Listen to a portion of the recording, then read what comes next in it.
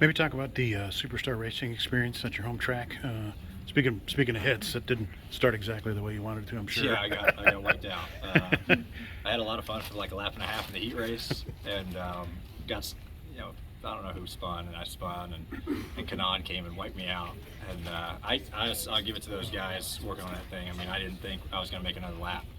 I thought I would have flew all the way there, planned all this stuff to make a lap and a half, and that was really going to stink. And those guys fixed the thing up. I mean, it blew oil lines off of it. They fixed it, put new oil lines on it, filled back full oil, ratchet strapped the damn radiator up on it. I mean, cut the nose off of it. It was definitely a short track looking piece, but they did a good job of getting it back out there. And then I had a lot of fun racing everybody. I mean, you race with a bunch of guys that you never have before, whether it's open wheel guys or whatever. And then, some guys that I used to race with, like Tony, Newman, stuff like that. And then you get raced with Chase and my dad, especially. It was very cool. So there was tons of people out there, tons and tons of people out there on that Saturday night. So they had a blast, I had a blast, and it really helped that speedway out.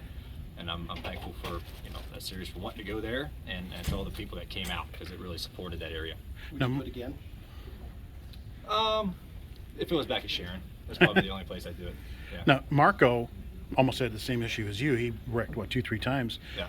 And it's almost like you have 9 lives in that series. Do you like, I mean, obviously as a driver, I'm sure you like that kind of thing, but you don't want to see that kind of come to here, do you? I mean, what's that? You wreck, you go in the pits, you get fixed, you come back out, you still have a chance to win the feature and the championship. Yeah, I mean, it's different, right? Because we don't have heat races and stuff like that, so it's it's different if you reckon.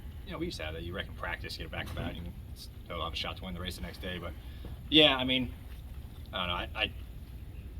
I know they do a good job of fixing those things, and to run them on a dirt track, you can fix them up kind of raggedy, and they're still going to run. I mean, you can't piece one together like we did and go run it here or anything like that. You're going to be done for the day. So, yeah, it's just one of those things that comes with that series of racing on these short tracks where they can kind of cop it all together and be able to go back out.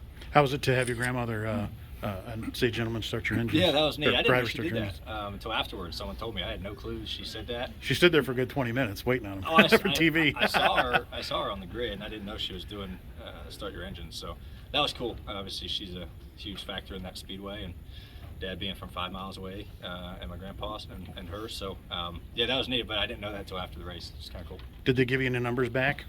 Any kind of crowd numbers, TV numbers? Have you heard anything? I mean, they oversold that place out. I mean, there's over 7,000 people there.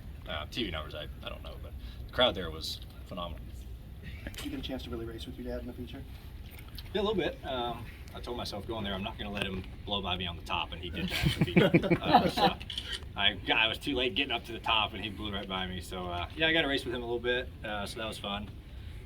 Wish I could have raced with him more through the heat races and stuff like that, but a little bit I was around him. It was a good time.